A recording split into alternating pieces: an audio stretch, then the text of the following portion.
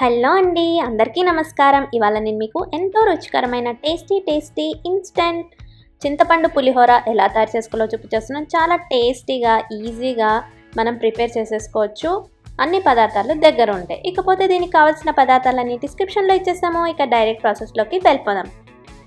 ముందుగా ఇలా ఒక చిన్న గిన్నె కానీ కప్లో కానీ ఇలా ఒక పిడికెడు చింతపండుని తీసుకొని వాటర్ వేసుకొని బాగా 2-3 సార్లు కడుక్కోవాలి. ఇలా కడుక్కున్నాక నీళ్ళని పారేసి ఇందులోకి వేడి నీళ్ళతోటి మనం ఈ చింతపండుని నానబెట్టుకోవాలి. ఎందుకంటే చింతపండు అనేది మనకు త్వరగా నానిపోతుంది.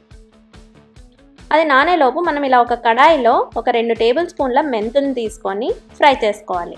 మెంతులు అనేవి మనకి డార్క్ బ్రౌన్ అయ్యి మంచి వాసన వస్తుంటాయి. అప్పుడు మనకు ఇవి బాగా ఫ్రై అయినట్టు.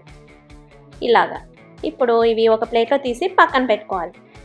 అలాగే ఒక 2 టేబుల్ స్పూన్ల జీలకర్రని కూడా వేసుకొని అవి కూడా కలర్ మారి మంచి వాసన వస్తుంటాయి. అప్పటి వరకు వేయించుకొని అదే ప్లేట్లో తీసి పక్కన పెట్టుకోవాలి. నేను ఆల్రెడీ పులిహోర గొజ్జు ఎలా తయారు చేసుకోవాలనేది నా ఛానల్లో పెట్టాను. అయినా లింక్ ఒకసారి డిస్క్రిప్షన్లో ఇచ్చాను. ఒకసారి తప్పకుండా చూసి ట్రై చేయండి. అవి చల్లారాక ఇలా ఫైన్ పౌడర్గా మనం చేసి పక్కన పెట్టుకోవాలి. ఇప్పుడు అదే కడాయిలో ఒక 2 టేబుల్ స్పూన్ల ఆయిల్ వేసుకొని ఆయిల్ హీట్ అయ్యాక ఫ్లేమ్ అనేది లోలో పెట్టేసుకొని ఒక 1/2 కప్ శనగకాయని వేసుకొని 1 టేబుల్ స్పూన్ శనగపప్పు 1 టేబుల్ స్పూన్ ఉద్దిపప్పును కూడా వేసుకోవాలి. ఇవి కాస్త ఫ్రై అయ్యే వరకు మనం వేయించుకోవాలి. లైట్ కలర్ మారే వరకు. కలర్ మారుతున్నాయి అన్నప్పుడు ఒక 1/2 కప్ క్యాష్యూస్ కూడా యాడ్ చేసుకొని 1 స్పూన్ ఆవాలు 1 స్పూన్ జీలకర్రని కూడా వేసేసుకొని కాస్త ఫ్రై చేసుకోవాలి.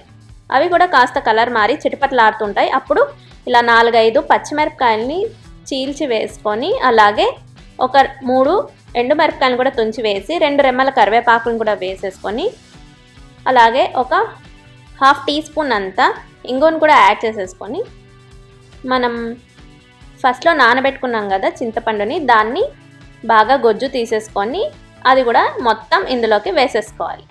మళ్ళీ చెప్తున్నాను, అన్ని పదార్థాలు లో ఫ్లేమ్లోనే పెట్టుకొని వేసుకోవాలి. ఇప్పుడు ఈ చింతపండు అనేది మనకి పచ్చివాసన పోయే వరకు ఇలా ఉడకబెట్టుకోవాలి.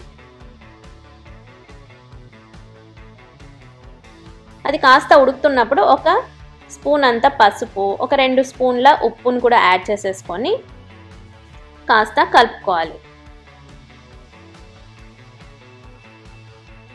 ఇలా బాగా ఉడుకుతున్నప్పుడు మనం పౌడర్ చేసి పెట్టుకున్నాం కదా మెంతి జీలకర్ర పొడిని కూడా అది కూడా ఒక 2 స్పూన్లు వేసేసుకొని ఇందులోకి యాడ్ చేయాలి. అలాగే ఒక 1/2 స్పూన్ అంత ఎండుకారము అలాగే 1 స్పూన్ అంత బెల్లం పొడిని కూడా యాడ్ చేసేసుకొని ఇంకొక 2 నిమిషాల పాటు ఉడకబెట్టుకొని స్టవ్ ఆఫ్ చేసేసుకోవాలి. చూసారా, ఆయిల్ అనేది బాగా సపరేట్ అయ్యి ఇలా తేలుతుంటుంది. మనకు అయిపోయినట్టు అనమాట. మళ్ళీ చెప్తున్నాను, ఈ ప్రాసెస్ అంతా లో ఫ్లేమ్లోనే చేసుకోండి.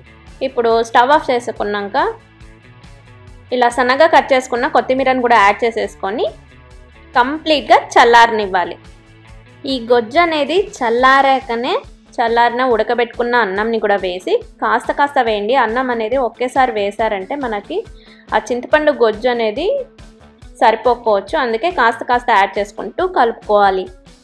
సో ఇలా అంతా కలుపుకుంటూ సాల్ట్ కూడా చూసుకోండి, ఏమైనా తక్కువ అనిపిస్తే యాడ్ చేసుకొని అది కూడా ఇలా వేసుకొని బాగా అంతా ఒకసారి చేతితో కూడా కలుపుకుంటే ఎంతో రుచికరమైన టేస్టీ ఇన్స్టెంట్ పులిహోర రెడీ అండి. ఆ పొడి మెంతి జీలకర్ర పొడి వేయకపోయినా కూడా ఈ చింతపండుతోటైనా చాలా కమ్మగా ఉంటుంది. అది వేసినా ఇంకా కమ్మగా ఉంటుంది. ఆ పొడి అనేది మీరు ఒక కంటైనర్లో ఎత్తి పెట్టుకుంటే మళ్ళా చేసుకునేటప్పుడు ఆ పొడి డైరెక్ట్గా వేసుకోవచ్చు. అంతే అండి, ఎంతో రుచికరమైన టేస్టీ చింతపండు పులిహోర రెడీ అయిందండి. ఇది పండగలకైనా లేదా మనకి లంచ్ బాక్స్లో పిల్లలకైనా అంటే మనం ఊర్లోకి ఎక్కడికైనా వెళ్ళాలనుకున్నప్పుడు అప్పుడు కూడా మనం ఇది ఇలా ఇన్స్టెంట్గా త్వరగా చేసేసుకొని కూడా తీసుకెళ్ళచ్చు. అంతేకాదు ఎవరైనా గెస్ట్లు వస్తున్నప్పుడు కూడా మనం ఇది త్వరగా ఇలా ప్రిపేర్ చేసేసేయచ్చు. సో అదండి ఇవాళ వీడియో. ఈ వీడియో కనుక మీకు నచ్చినట్లయితే లైక్ చేయండి, షేర్ చేయండి, సబ్స్క్రైబ్ చేసుకోండి for more videos. Thank you.